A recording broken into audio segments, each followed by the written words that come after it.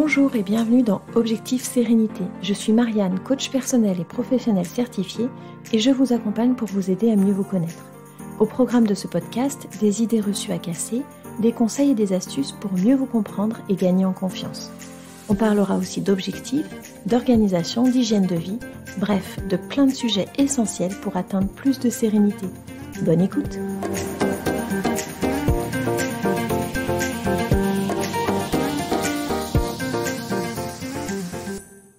Bonjour et bienvenue dans ce premier épisode d'Objectif Sérénité.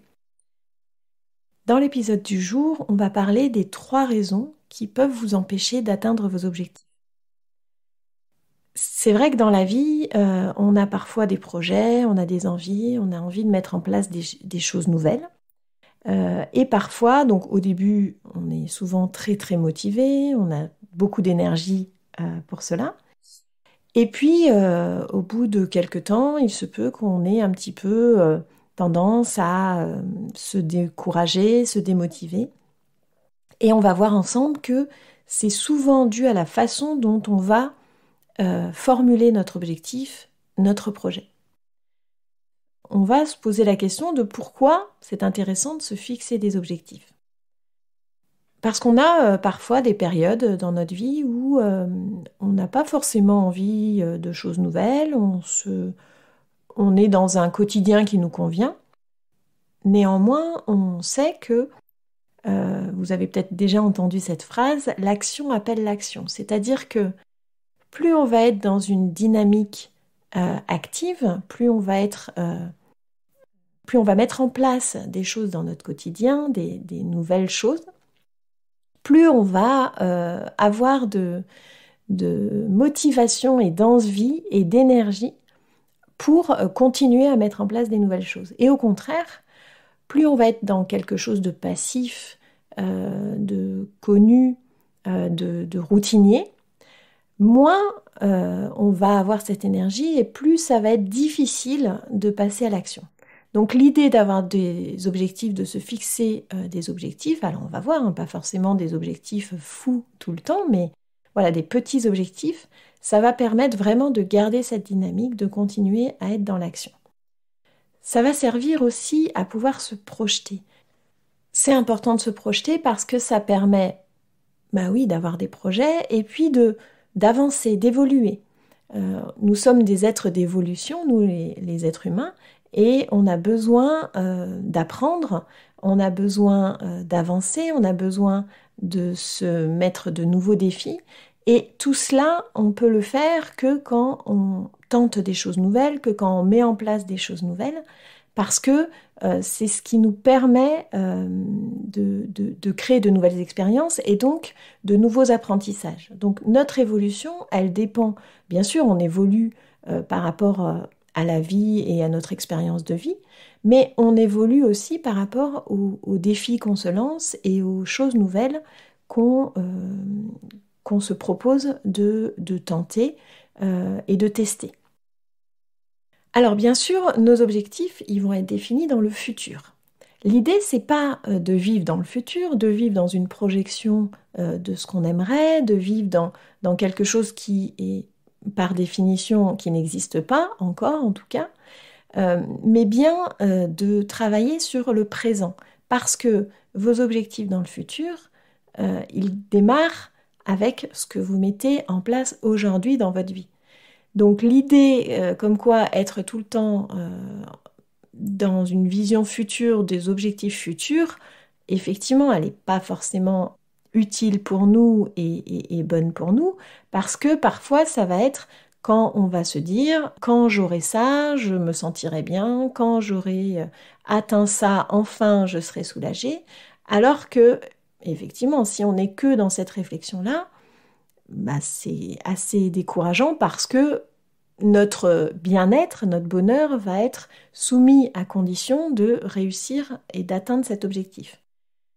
Par contre, si on met un objectif effectivement dans le futur, mais on réalise que cet objectif il ne peut être atteint que si on travaille dans le présent et que le chemin pour y arriver est aussi important que l'atteinte de cet objectif, c'est-à-dire ce chemin d'évolution, ce chemin d'apprentissage, ce chemin de de compréhension et de connaissance de soi, eh bien forcément, ça va devenir beaucoup plus intéressant de mettre en place des actions dans le présent. Donc maintenant, on va voir ensemble 3 raisons qui peuvent nous empêcher d'atteindre nos objectifs. Alors la première raison, c'est par rapport à la formulation de cet objectif. C'est dans le cas où on est face à un objectif qui n'est pas assez précis. Parfois, on utilise l'expression que cet objectif doit être simple. Par simple, on est d'accord, on ne parle pas ici de facilité d'atteinte, mais on parle bien de simplicité dans la formulation de l'objectif.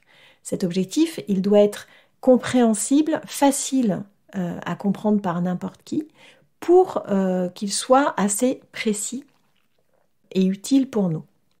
Je vous donne un exemple. Si mon objectif, c'est « je veux aller mieux », on est face à un objectif qu'on peut comprendre, hein, bien sûr, on comprend sa formulation. Néanmoins, est-ce qu'il est assez précis ? Ça va être compliqué de comprendre, que n'importe qui puisse comprendre qu'est-ce qu'il veut dire pour moi. Et pourquoi est-ce que c'est important que notre objectif soit assez précis ? C'est parce que pour un objectif tel que celui-là, je veux aller mieux, on va avoir beaucoup de difficultés à trouver quelles actions j'ai besoin de mettre en place pour atteindre cet objectif. Parce que je veux aller mieux, qu'est-ce que ça veut dire ? Est-ce que ça veut dire je veux aller mieux dans ma vie personnelle, dans ma vie professionnelle ? Si par exemple c'est dans ma vie professionnelle, qu'est-ce que ça veut dire aller mieux ? Est-ce que ça veut dire retrouver du sens dans mon travail ? Est-ce que ça veut dire changer d'équipe ? Est-ce que ça veut dire changer de travail ? Si c'est un objectif plutôt personnel, est-ce que ça veut dire trouver du temps pour moi, pour prendre soin de moi ? Est-ce que ça veut dire faire plus d'activités avec ma famille ? Il y a plein de possibilités, je vous en donne que quelques exemples, mais bien sûr, à vous de trouver ceux qui vous parlent, à vous, les vôtres. Donc il va falloir trouver un objectif assez précis pour pouvoir vraiment mettre en face des actions concrètes pour l'atteindre.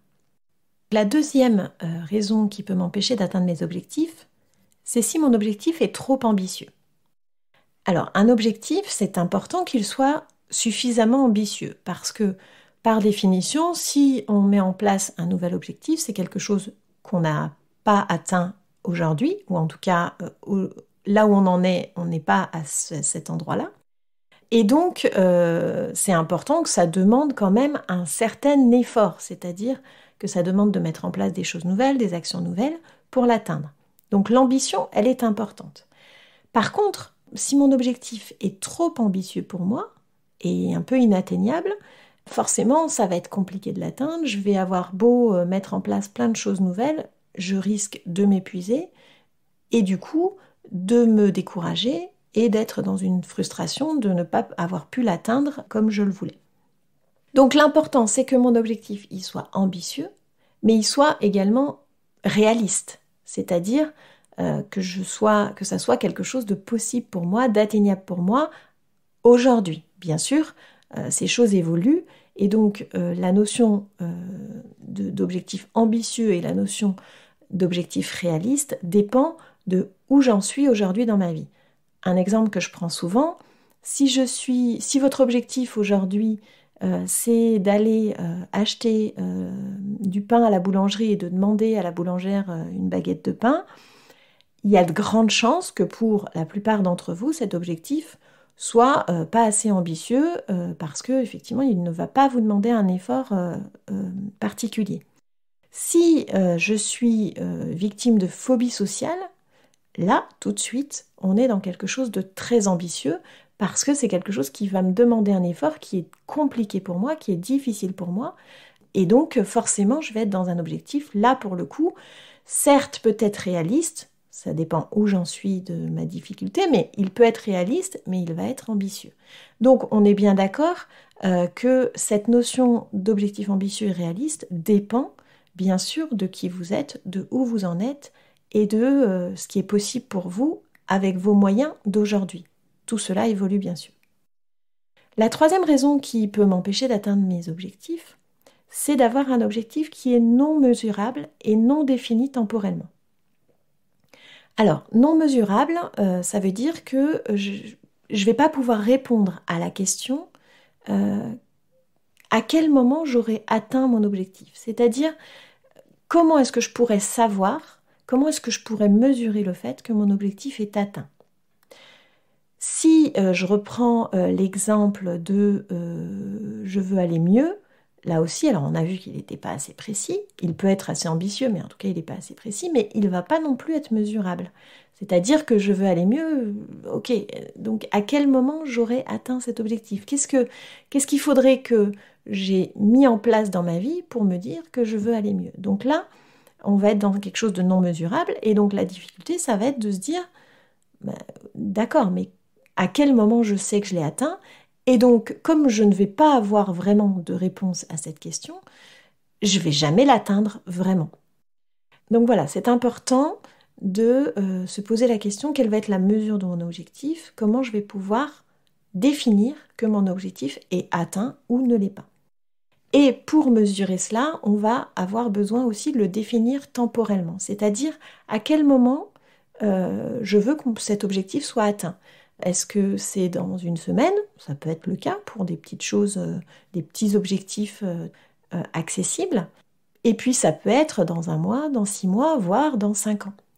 Donc l'important, c'est que j'ai une date précise d'atteinte de mon objectif, parce que ça va me permettre vraiment de mettre en place une projection claire et pour pouvoir vraiment avancer et savoir le temps qu'il me reste et le temps que j'ai à disposition pour mettre en place mes actions.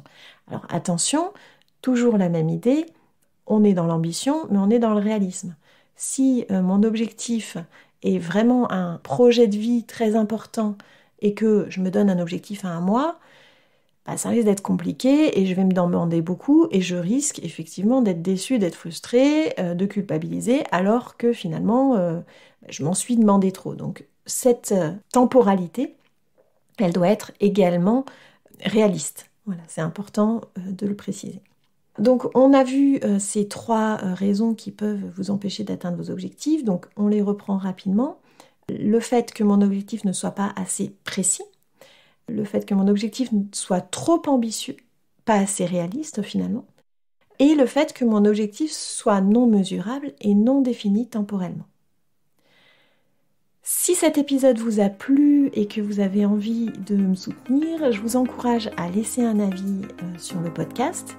Je vous laisse en description mon site internet si vous souhaitez me contacter. Et puis si vous souhaitez aller plus loin dans cette démarche, si vous souhaitez apprendre et être accompagné dans le fait de définir vos objectifs, je prépare un programme d'auto-coaching qui va sortir dans les semaines à venir et qui va vous aider à prendre confiance en vous, à mieux vous connaître et à définir également vos objectifs. Le lien vers la liste d'attente sera disponible dans la description de l'épisode. Je vous souhaite une très bonne journée, je vous dis à bientôt pour un prochain épisode.